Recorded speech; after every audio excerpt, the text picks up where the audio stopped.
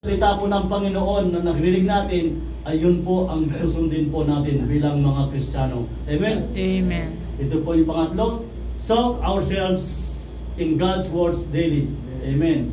Paano po natin ibabad ang ating sarili sa God's words? Araw-araw, sabi nila, dapat po bilang mga Kristiyano ay araw-araw po natin buklatin yung Bible natin. Kung wala po tayong Bible, meron naman po tayong cellphone. Sigurado, di ba? Lahat po tayo kanina may mga cellphone. Mag-download mo po tayo ng apps na the Bible. Every day, pagkagising pa lang natin, basahin natin yung Bible. May revelation bawat araw. Bawat hindi mo sukat akalain, buklat ka ng Bible. Kahit hindi mo sabi, Lord, anong Bible? Pindot mo yung verse. Tapos titingnan mo yung araw na gagawin mo. Compatible sa iyo. Yun po yung nais. Yun na po yung magiging guide natin. Hindi, ang Bible po, ito po yung nagbibigay sa atin ng direct paths sa ating pang-araw-araw po. Yung nagbibigay ng adaan, bibigay ng karunungan. Amen. Sa lahat ng ating gagawin. Amen. Sa lahat ng mga nag-a-apply, trabaho. Sabi nila, siya nagbigay sa akin, siya nagtulong. Hindi. Panginoon po nagbigay nung ginamit lang po si kapatid na instrumento. Amen. Yun po yung nais ng Panginoon.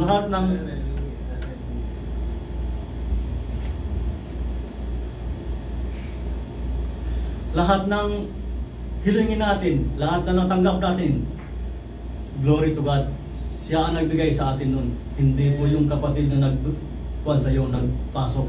Amen. Instrumento lang po si kapatid ng Panginoon para ikaw po ay makapagtrabaho dito sa Kampay Pagtrabahuan. Amen. Lahat po ng papuri natin natatanggap dapat sa Panginoon natin pag pinapasalamat. Amen. Amen po.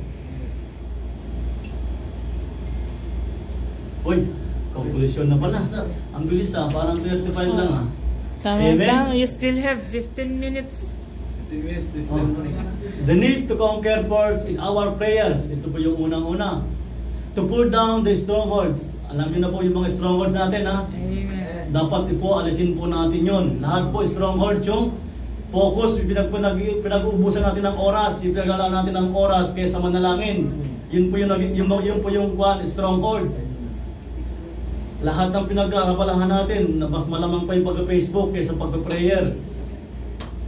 Dapat po, yun po, dapat ibigwan natin. Hindi naman natin bigla yung tanggalin. Dapat maroon po tayo nakalay lagi sa prayer.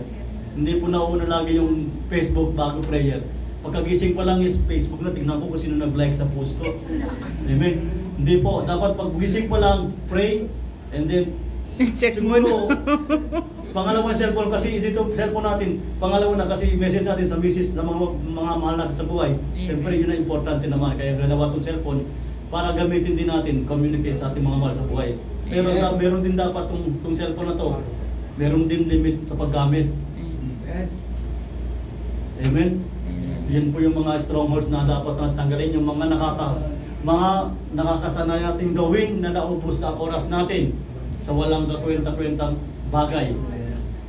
Yun po yung mga strongholds. To cast down every form of arguments. Amen. Yung mga salita na hindi nakarapat-dapat sabihin na nagiging dahilan ng pagkaaway-away ng bawat isa, maski na ng believers or believers. Dapat po natin yun alisin. Cast down every form of arguments. Amen? Amen. To captivate every thought into obedience of God. Ito na yun. Dapat natin ibahagi ang mga salita ng Panginoon upang ito'y ating masunod. Amen.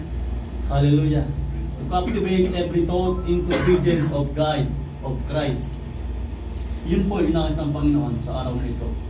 In our prayer, paano natin ma-conquer ang ating mga gagawin. Kahit sa gagawin, kapag sinabing conquer, yung paano natin sakupin. Kahit sa gawain natin sa maghapon, verse, prayer. Panalangin talaga.